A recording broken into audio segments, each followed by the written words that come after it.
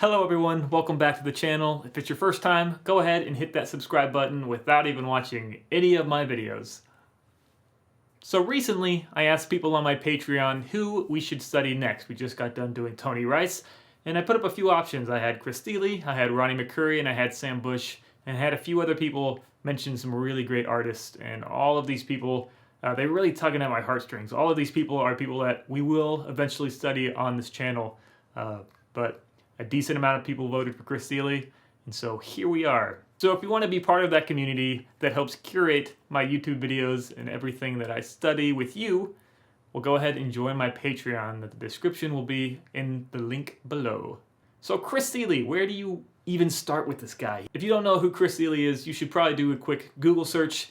He's been in bands like Nickel Creek and Punch Brothers and has been a hero of mine for a long time. He's got so many things out and he's gone through so many different iterations of himself, I feel like, which is really cool. You don't see a lot of players do that. It's cool to see someone develop musically over the years, and Chris is definitely one of those. So I decided to start with an album that's near and dear to my heart because when I first started playing mandolin, this came out about a year or two after that, and I had it on repeat for probably a good solid year. So transcribing all of these solos on this record, which you can find on my Patreon, by the way. It might not be out yet, but it'll be out soon. It's been super formative to me, and so I wanted to share it with you guys. And so the first song we're going to be looking at is called Loneliness and Desperation in the key of B. We love it. All right, we're going to dive into the fingerings in this video. If you want additional videos, like I said, that Patreon, I'm going to have an analysis of the solo. I'm going to go over what makes the solo what makes it tick. So if you're interested in that, go ahead and join my Patreon. But for now, you're going to get the sheet music for free, and you're going to get a free lesson in fingering for this solo. So let's get to it.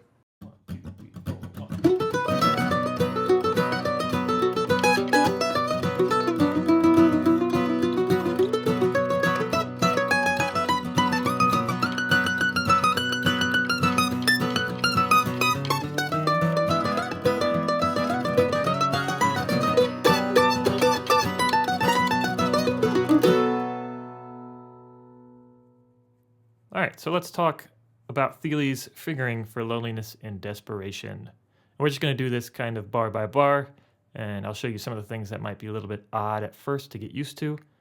Yeah, so let's dive right in. Starting off, nothing too odd in the first few bars that I can think of. Really, the only thing is going from a D to a D sharp.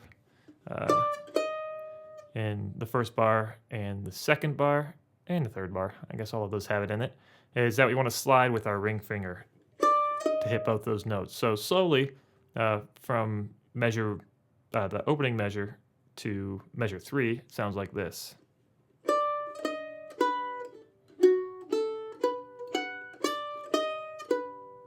So every time I hit that D to D sharp, I'm using that ring finger. The other thing to watch out for is measure 1. We have fifths. Fifths? What a weird word to say. Fifths? I'll work on that later. We have a fifth. There we go. Fifth. It happens on the B and the F sharp in the first measure. So we're just going to use our index finger for that. It's going to cover both of those notes. We're not going to use 2 fingers for that.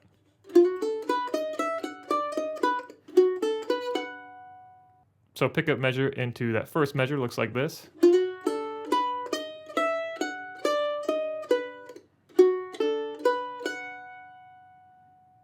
Awesome, and that repeats this little theme. I hit a G sharp up there. So I'm going to play the first 3 bars with the pickup measure in there as well, real slow. So here we go.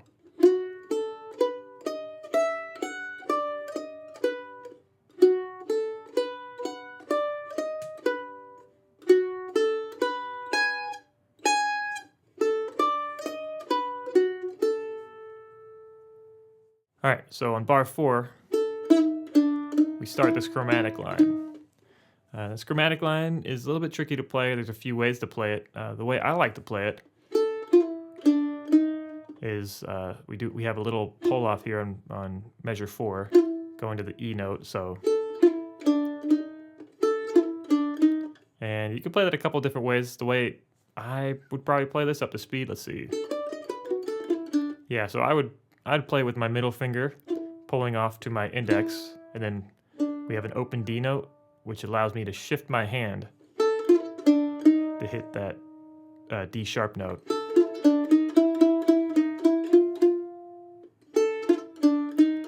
And that quick pull off shouldn't affect the timing of when your notes land. So that pull off should happen. These notes right here, without the pull off, are even. And that pull off you do, that note should happen right when that second note happens if you weren't to have the pull off. So that upstroke isn't rushed. It's not, it's even. And then moving forward, middle index there at the end of measure 4. And then landing back on your middle finger at the start of 5, and then shifting up with that middle finger to get to your 3rd fret. So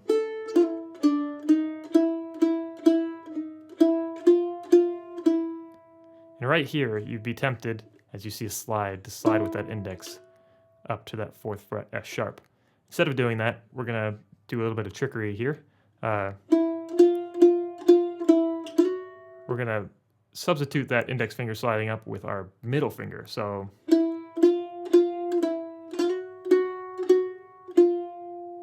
a little sneaky there. Instead of doing, if we did it with our index finger, the problem is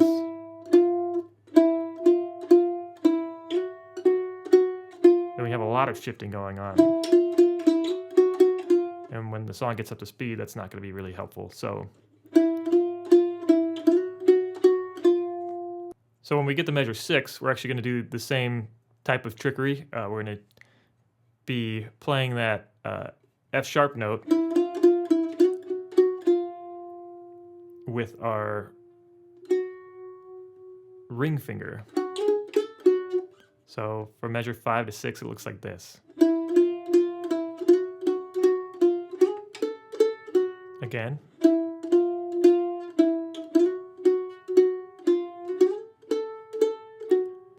And then we have a bunch of fifths, so we're going to use our index finger for this first one. So it's really just rolling that index finger over to hit that. And then rolling over that ring finger. Rolling over the index again. So measure 6 and 7 look like this.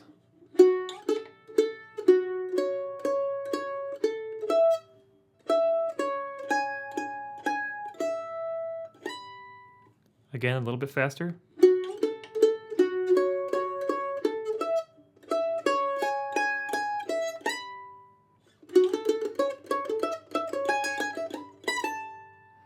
And then we're going to be sliding with that ring finger up here to hit that D sharp and D note. So this is measure 8.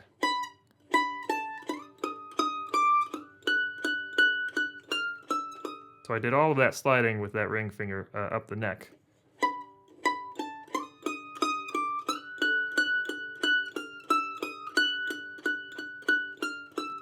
And those chromatics up on the E string, high up on the E string, I'll probably play that ring, excuse me. I'll probably play that ring, middle, index. So it's ring on the 14th fret, middle, index.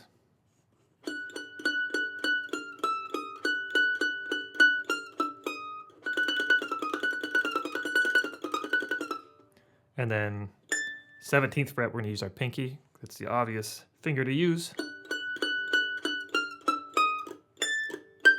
Oops, wrong fret.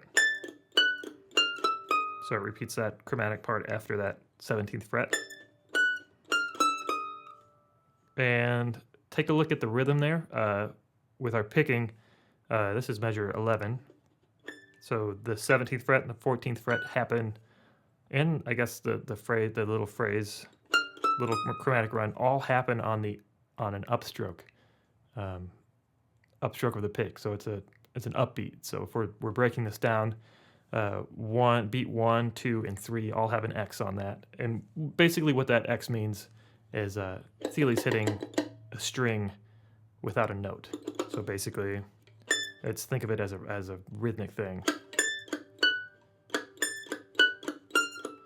And it's not necessarily, didn't need to be notated, but it's fun to know that it's there. It helps keep the rhythm of, instead of, it's a little bit more driving. It just allows your right hand to keep moving. But yeah, these all happen on an upstroke. So down, up, up, up, down, up. Again, 1 and 2 and 3 and 4 and so if you look at measure 11 and 12, they repeat themselves rhythmically. So sort of like a theme. So it sounds like this.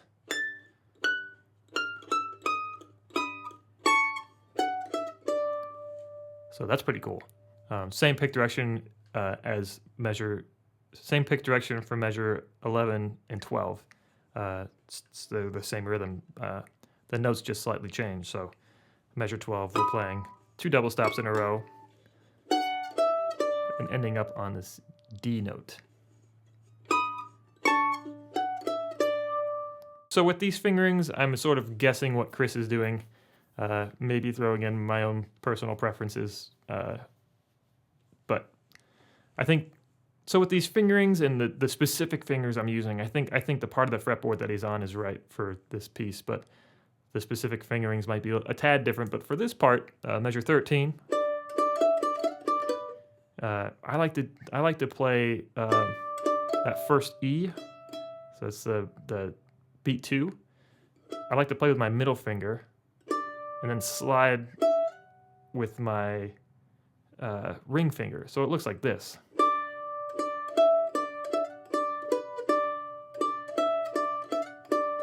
Instead of using the same finger. I don't know why I used.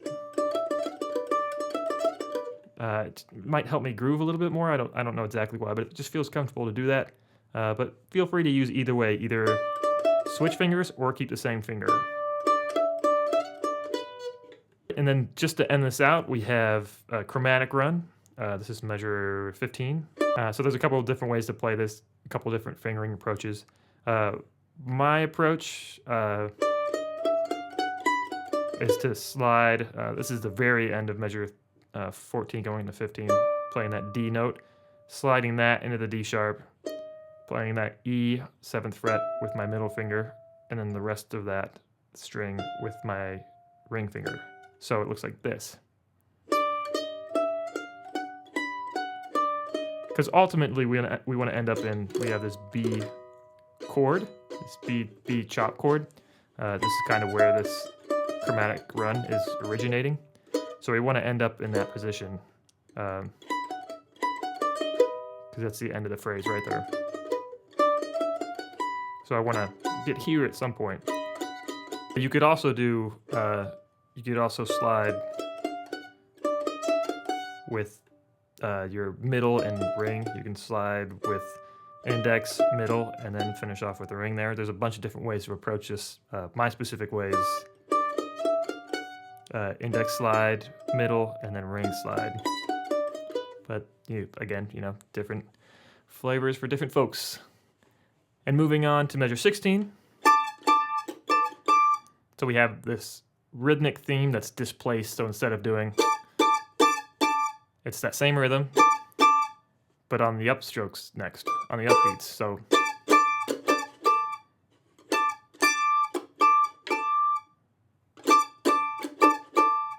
measure 15 and 16 and the beginning of 17 look like this.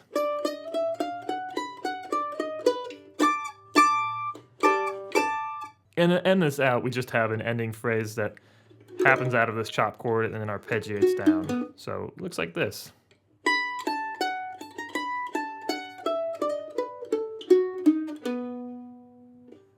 So it starts on an upbeat on measure 17, on the and of 2.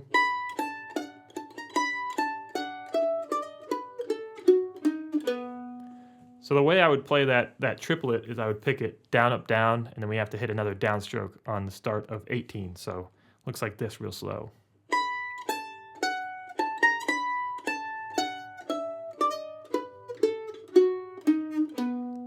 At the very end, I played it with my pinky there, but I would probably play it with my up to speed. I'd be using my ring finger just because I can make that arpeggio happen with that ring finger and not have to use my pinky on that 8th fret. So let's go from measure, 15 to the end. It looks like this.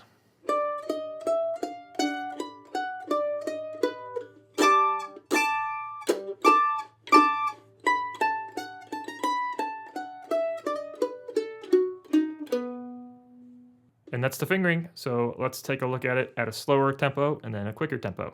1, 2, 3, 4, 1.